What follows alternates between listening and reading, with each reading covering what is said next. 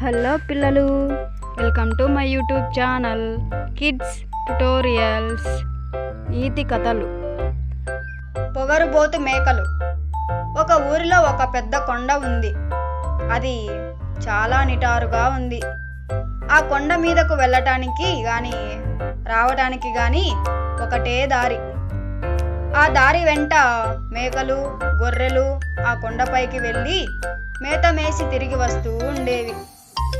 ఒక రోజు 2 మేకలు, ఒకటి పైనుండి కిందకు, రెండవది కింద నుండి పైకి వస్తూ అవి కొండ మధ్యకు చేరాయి. రెండింటికి తప్పుకోవడానికి దారి లేదు. ఏదో ఒకటి వెనక్కి నడవటం తప్ప వేరే మార్గం లేదు. ఒక మేక రెండవ దాంతో తన దారికి అడ్డం తప్పుకో అన్నది.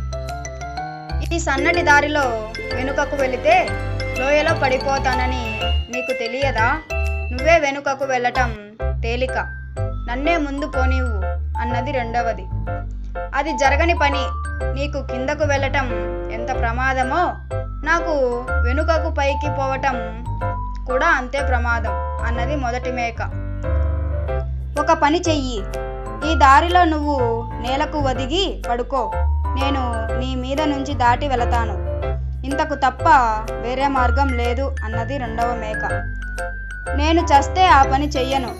నువ్వు నా మీద నుంచి దాటి వెళితే నా శవం మీద నుంచి దాటి వెళ్ళినట్లే అన్నది ఆవేశంగా మొదటి మేక.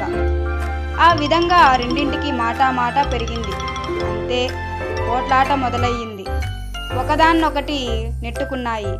చివరకు 2 మేకలు కొండపై నుండి కిందకు పడి ప్రాణాలు పోగొట్టుకున్నాయి.